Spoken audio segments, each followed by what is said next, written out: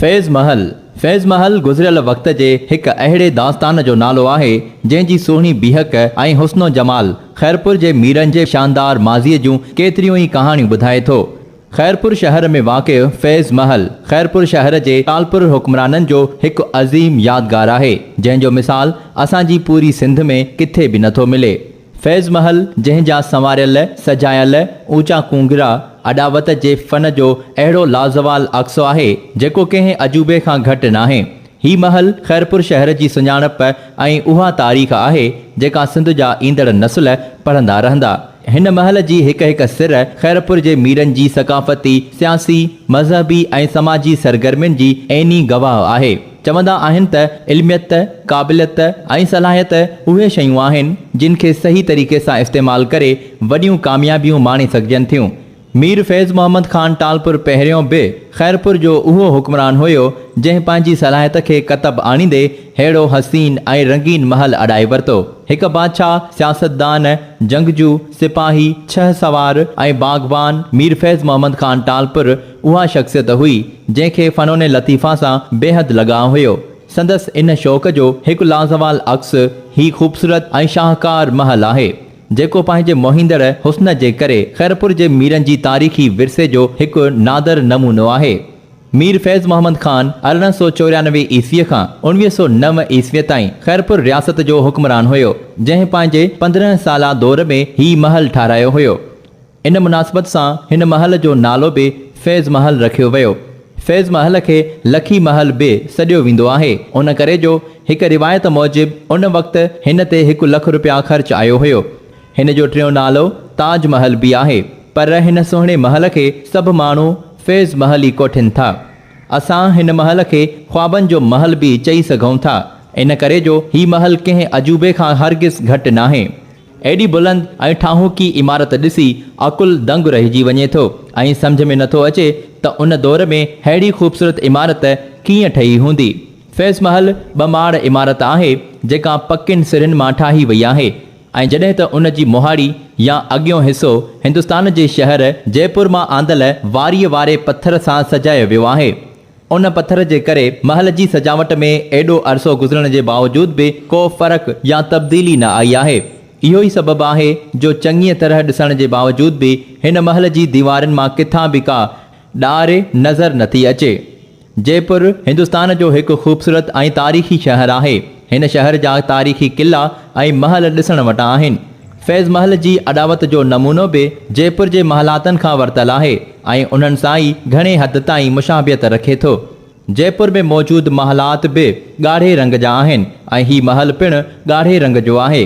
हूअं बि ख़ैरपुर शहर में मीर साहिबान, ख़ासि करे मीर फैज़ मोहम्मद ख़ान अवल जे दौर में ठहियल इमारतूं ॻाढ़े रंग जूं आहिनि।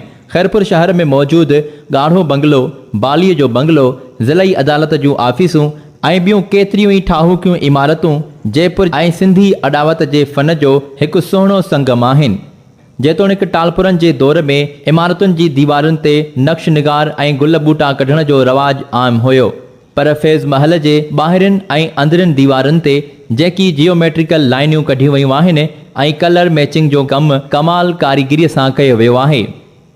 फैज़ महल जो विचों मुखिया हाल सरकारी तक़रीबुनि ऐं दरबार लाइ इस्तेमालु कयो वेंदो हुयो। रोशनदानुनि सां सजायल ही ख़ूबसूरत हाल उन दौर जे फर्नीचर, झूलनि ऐं ॿियनि नायाब शयुनि सां भरियो पियो आहे। दरियुनि ऐं दरवाज़नि समेत जेकी बि शयूं आहिनि से सभु दयाल, साग, चिलगोज़े ऐं चील मां ठहियल आहिनि। पुख़्ते ऐं ख़ुश्क काठ मां ठहियल इहे शयूं वरिह गुज़रण जे बावजूद बि लॻे थो त ॼण हाणे ई ठहियूं आहिनि। दीवारुनि ते लॻल तस्वीरूं मीर साहिबान जूं आहिनि। ख़ैरपुर रियासत जे वाली ऐं ख़ैरपुर रियासत जे पहिरें हुक्मरान मीर सोहराब ख़ान टालपुर खां वेंदे हिज़ हाइनस मीर अली मुराद ख़ान टालपुर जूं तस्वीरूं ख़ैरपुर रियासत जे शानदार तारीख़ जूं ओहञाण आहिनि। हिन हाल में मीर साहिबान पारां शिकार कयल शींहनि जूं मुंडियूं, ख़ैरपुर रियासत जा सिक्का, टिकलियूं, नायाब तस्वीरूं, पाकिस्तान सरकार सां कयल मुआहिदनि जा काग़र पत्र, नक्शा ऐं मेण जा ठहियल ख़ूबसूरत मुजस्मा हिन हाल खे नुमाया तारीख़ी ऐं वणंदड़ बणाए छॾनि था। हिन हाल जे ॿिन्ही पासनि खां बेडरूम मौजूदु आहिनि जेकी निहायत ख़ूबसूरतीअ ऐं सलीक़े सां सजाया विया आहिनि ऐं जिन में काफ़ी नायाब शयूं ऐं फर्नीचर पिणु रखियो वियो आहे। ही उहे ई कमरा आहिनि जिन में सिंध जी तारीख़ ते अणमिट नक्श छॾींदड़ ख़ैरपुर जा हुक्मरान रही चुका आहिनि। इन हाल जे पुठे पासे खां सुहिणे फर्नीचर सां सजायल ऐं कुशादो डाइनिंग हॉल पिणु मौजूदु आहे। इन हाल जे ॿिनि पासनि खां रखियल अखरोट जे काठ मां ठहियल 2 ड्रेसिंग टेबलूं जड़ावट जे लिहाज़ खां बेमिसाल आहिनि।